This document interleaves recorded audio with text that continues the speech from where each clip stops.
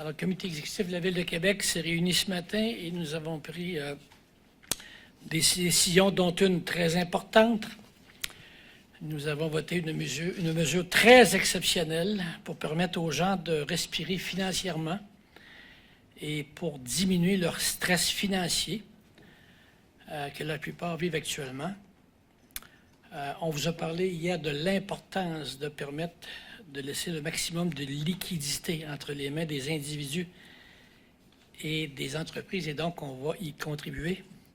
Nous allons donc reporter dans le temps cette année, nous allons donc reporter dans le temps cette année le paiement des comptes de taxes. La décision est celle-ci. Les paiements étaient, pour ceux et celles qui payaient, par exemple, tout le monde avait le choix de payer en 4 paiements, c'est ce que font la plupart des gens. Les paiements étaient dus pour le 3 mars, là, ce bout-là a été payé. Autrement, les 3 autres paiements étaient dus pour le 4 mai, le 3 juillet et le 3 septembre. Alors, pour faire en sorte qu'alléger le fardeau financier des familles et des résidents de Québec, nous annonçons que le deuxième versement de taxes qui était prévu le 4 mai de cette année est transféré au 4 août 2020. Le troisième versement qui était prévu pour le 3 juillet est transféré au 3 septembre.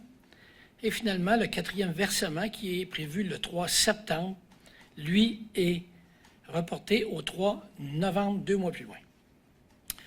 Et ça va permettre aux contribuables, autant aux citoyens qu'aux entreprises, de disposer temporairement de plusieurs millions de dollars de liquidités.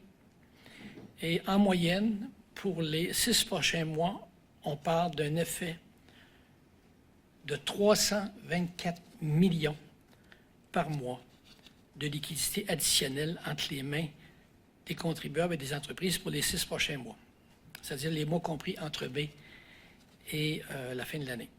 La mesure s'applique autant aux particuliers qu'aux entreprises, évidemment. C'est donc 163 497 propriétaires d'immeubles résidentiels qui vont profiter de cet allègement et 5 400 propriétaires d'immeubles non résidentiels, c'est-à-dire commerciaux et industriels. L'effet sur les liquidités, c'est-à-dire au mois de mai et de juin, puisqu'on reporte le paiement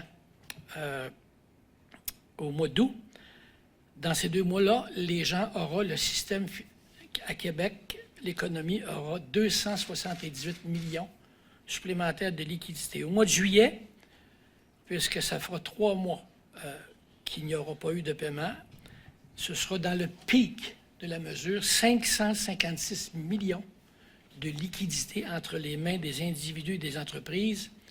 Et comme dans le pic de l'été, c'est-à-dire juillet, 60% au minimum de nos contrats sont démarrés, contrats en infrastructure, on peut estimer assez facilement que les mesures de la Ville, avec le paiement accéléré des comptes courants, on peut aisément dire que les mesures de la Ville permettront, dans le pic de ces 6 mois-là, c'est-à-dire aux alentours de juillet, les mesures ont permis une addition d'1 milliard de dollars de liquidité entre les mains de la Ville.